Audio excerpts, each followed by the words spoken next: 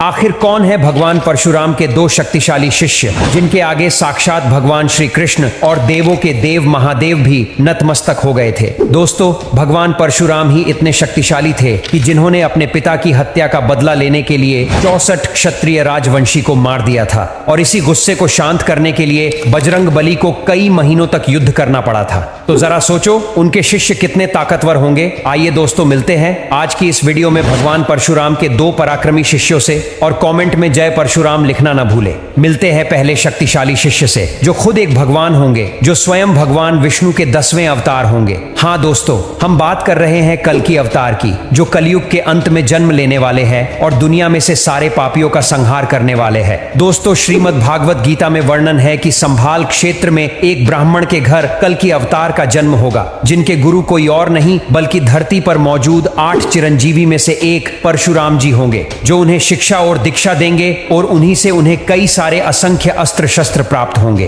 और वो परशुराम ही है जो कल्कि अवतार को सारी विद्या, तालीम और अस्त्र शस्त्र चलाना सिखाएंगे और कल्कि अवतार को बुरे लोगों से लड़ने के लिए मजबूर और पराक्रमी बनाएंगे। और दोस्तों, कल्कि अवतार के बारे में तो हम सब जानते ही हैं कि कलयुग के अंत में कली पुरुष के आतंक से धरती को बचाने के लिए भगवान विष्णु 10वां अवतार लेंगे, जो कल्कि अवतार होंगे, जिसके गुरु स्वयं परशुराम जी होंगे। अब बात करते हैं परशुराम जी के दूसरे शिष्य की, जो बेहद ही पराक्रमी थे। वे कोई और नहीं बल्कि पांडवों और कौरवों के गुरु द्रोणाचार्य थे। कहते हैं कि गुरु द्रोणाचार्य के पास इतनी शक्ति थी कि यदि वह अपने धनुष को छोड़कर युद्ध करते तब भी वह पांडवों की आधी सेना का विध्वंस कर सकते थे, वो भी सिर्फ अपने हाथों से। गुरु द्रोणाचार्य भी अस्त्र और शस्त्र में निपुण थे। उनमें इतना बल था कि वो अकेले ही कई राज्यों को जीतने की क्षमता रखते थे। उन्हें भी अपने गुरु परशुराम जी से कई अस्त्र शस्त्र की प्राप्ति हुई थी। गुरु द्रोणाचार्य ने ही पांडवों और कौरवों को अस्त्र शस्त्र विद्या सिखाई थी।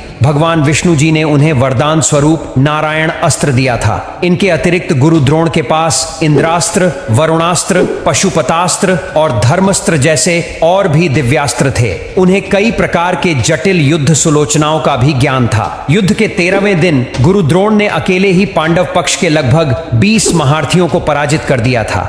एक समय तो वो अर्जुन पर इतने हावी हो गए थे कि श्री कृष्ण अर्जुन से बोले कि हमारा अधिक समय यह पर बीत न जाए, इसीलिए द्रोणाचार्य को छोड़कर आगे बढ़े।